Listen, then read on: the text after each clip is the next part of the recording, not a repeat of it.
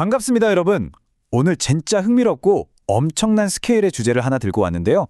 바로 지난 5주 동안 미국 금융 인프라에서 벌어진 전례 없는 규제 변화, 이른바 자본시장의 온체인화 현상입니다.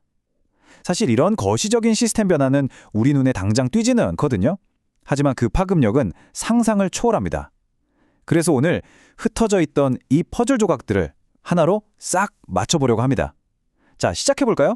오늘 우리가 짚어볼 전체적인 흐름입니다. 첫 번째, 정책 도미노를 시작으로 금융 인프라는 어떻게 변하는지, 이 변화를 떠받치는 세 가지 기둥은 뭔지, 그리고 스테이블 코인과 예금 토큰의 대결 구도, 또 왜 대형 은행들이 유리한 고지에 있는지까지 쭉 살펴본 다음 핵심 요약으로 마무리하겠습니다.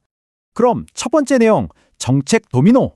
이 5주간의 숨가쁜 전력 질주부터 바로 들어가 보죠.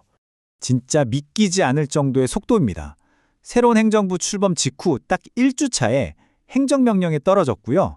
2주 차에는 SEC와 CFTC 수장들이 주도하는 프로젝트 크립토와 크립토 스프린트가 연달아 발표됐습니다. 그리고 4주 차에 디파이 관련 규제 면제 조치가 나오더니 5주 차에는 미국의 예탁결제 원격인 DTCC가 대규모 파일럿까지 발표했어요. 불과 5주 만에 벌어진 일입니다. 정부 부처들이 작정한 듯이 조율된 정책을 융단 폭격처럼 쏟아내고 있는 거죠. 이게 과거랑 비교해 보면 얼마나 패러다임이 확 바뀌었는지 체감이 확 오실 겁니다. 예전에는 뭐만 하면 일단 막고 단속하고 소송 거는 시기였잖아요. 기술이 아무리 발전해도 법적인 회색지대에 묶여서 옴짝달싹 못했죠. 하지만 지금의 새로운 기조는 완전히 다릅니다. 프로젝트 크립토라는 이름 아래 규제를 풀고 미국 자본시장 전체를 현대화하겠다는 게 핵심 목표거든요. 완전히 판이 뒤집힌 겁니다. 두 번째 파트로 넘어갈게요. 바로 금융 인프라의 구조적 변화, 이른바 금융계의 스포티파이 모멘텀입니다. 저는 개인적으로 이 비유가 진짜 무릎을 탁 치게 만들더라고요. 금융의 회관이 바뀌고 있다. 레코드판에서 스포티파이로의 전환이다. 예전에는 음악 들을 때 레코드판을 일일이 갈아 끼워야 했지만 지금은 앱 하나로 전 세계 음악을 스트리밍 하잖아요. 자본시장도 마찬가지입니다. 청산이니 결제니 하던 그 낡고 복잡한 배관들을 싹 다 뜯어내고 스마트 컨트랙트 기반의 블록체인으로 갈아 끼우고 있는 겁니다. 그리고 이 거대한 인프라 공사의 핵심 설계도가 바로 프로젝트 크립토입니다. 복잡하게 파편화되어 있던 주식, 채권, 가상자산 같은 것들을 하나로 싹 묶어버리는 슈퍼 앱을 상상해보세요. 사용자는 그냥 하나의 앱에서 이 모든 걸 매끄럽게 거래하는 거죠. 그 길을 닦아주기 위한 규제 현대화 작업, 그게 바로 이 프로젝트의 본질입니다. 자, 그럼 이 새로운 금융 시스템을 떠받치려면 뭐가 필요할까요? 세 가지 핵심 기둥을 살펴보겠습니다. 시스템이 굴러가려면 딱 세 가지가 맞물려야 합니다. 우리가 접속하는 화면인 인터페이스, 실제로 사고 파는 알맹이인 콘텐츠, 그리고 그걸 뒷받침하는 돈의 흐름, 결제망이죠. 놀랍게도 지난 5주 동안 이 세 가지 영역의 문이 동시에 활짝 열렸습니다. 하나씩 구체적으로 볼까요? 첫 번째는 인터페이스입니다. 4월 13일에 나온 디파이 크론트엔드 면제 조치가 왜 중요하냐면요. 그동안 개발자들이 규제 맞을까봐 무서워서 제대로 된 서비스를 못 만들고 있었거든요. 근데 이제 법적으로 명확한 가이드가 생긴 겁니다. 마음 놓고 사용자들이 쾌적하게 쓸 수 있는 접속 창구를 만들 수 있게 된 거죠. 두 번째는 컨텐츠죠. 도대체 뭘 거래할 거냐? 7월에 시작되는 DTCC의 파일랩 프로그램이 그 답을 줍니다. 이건 그냥 몇 명이 모여서 하는 작은 실험이 아니에요. 나스닥 포함해서 50개가 넘는 월스트리트 거물급 금융사들이 다 참여합니다. 현실 세계의 주식이나 채권 같은 이른바 RWA가 이제 본격적으로 온체인에 올라타기 시작했다는 선언이나 다름없습니다. 세 번째는 어쩌면 제일 중요한 결제망입니다. 화면 좋고 물건 좋아도 돈이 안 돌면 아무 소용없잖아요. 90일간의 행정검토가 시작됐고 심지어 연준에서는 마스터 계좌 제한까지 꺼냈습니다. 공식적인 달러가 블록체인 위에서 합법적이고 안전하게 굴러갈 수 있도록 국가 차원에서 백관을 깔아주고 있다는 뜻입니다. 네 번째 주제로 넘어가 보겠습니다. 앞으로 열릴 시장의 형태, 스테이블 코인과 예금 토큰의 이야기입니다. 여기서 진짜 재밌는 관전 포인트가 나오는데요. 디지털 화폐 시장이 두 갈래로 쫙 나뉠 가능성이 큽니다.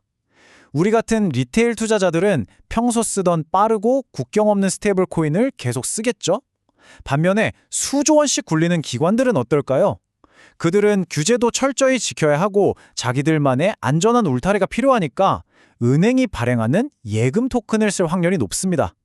결국 하나의 거대한 시장 안에서 이 두 가지 형태의 돈이 나란히 달리는 구조가 되는 겁니다. 3,200억 달러. 현재 스테이블 코인 시장 규모입니다. 어마어마하죠. 온체인 자본 시장이 열리면 이 숫자는 그야말로 수직 상승할 겁니다. 근데 무조건 기존 스테이블 코인들만 노를 젓게 될까요?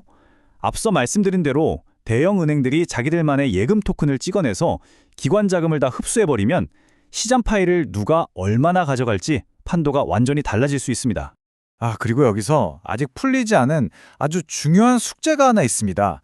실물 자산을 온체인에서 거래할 때 신원 확인, 즉 KYC는 어떻게 처리할 건가? 스마트 컨트랙트 안에 이걸 어떻게 자연스럽게 녹여낼 건지가 관건입니다.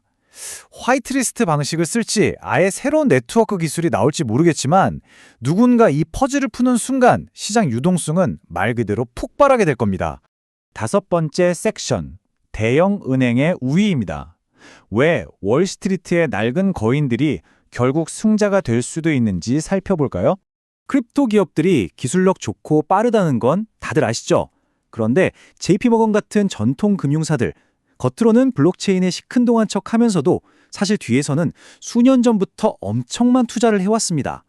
게다가 이들은 이미 수백만 명의 충성 고객이 있고 규제당국과의 신뢰도 탄탄하죠. 크립토 스타트업들이 맨 땅에서 고객 모으고 규제 신뢰 쌓는 동안 대형 은행들은 이미 출발선 한참 앞에서 뛰고 있는 셈입니다. 이게 진짜 무서운 점인데요. 은행들은 굳이 고객들한테 우리 이제 블록체인 기술 씁니다 라고 마케팅할 필요가 없습니다. 그냥 뒤에서 배관만 조용히 싹 바꿔치기 하고 고객들한테는 이번 달부터 송금 수수료 없어졌습니다. 속도도 더 빨라졌고요. 라고만 하면 끝나는 거예요. 이런 기관들의 브랜드 파워와 매끄러운 전환 전략은 정말 이기기 힘든 강력한 무기입니다. 자, 이제 마지막으로 우리 투자자분들이 반드시 기억하셔야 할 핵심 요약 정리 해보겠습니다. 결론은 이겁니다. 이제 규제가 핑계가 되던 회색지대의 시대는 끝났습니다. 크립토 프로젝트들은 본인들의 기술이 실제 현실 세계에서 어떤 가치를 만들어내는지 확실하게 증명해야만 살아남을 수 있습니다. 하이퍼리퀴드처럼 합법적인 테두리 안에서 바이백 같은 혁신적인 모델을 만드는 기업들 꼭 눈여겨보시고요.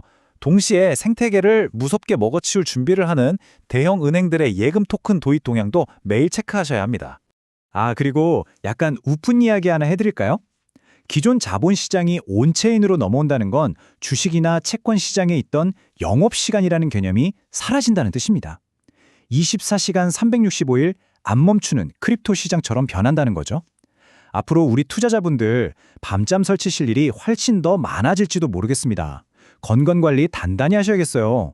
자, 오늘 준비한 내용은 여기까지인데요. 마지막으로 여러분께 이 도발적인 질문을 하나 던지면서 마무리하고 싶습니다. 낡은 레코드판이 스포티파이로 변하는 이 거대한 전환기에서 과연 최종 승자는 누구일까요? 뼈대부터 완전히 새로운 혁신을 만들어내는 크립토 네이티브 기업일까요?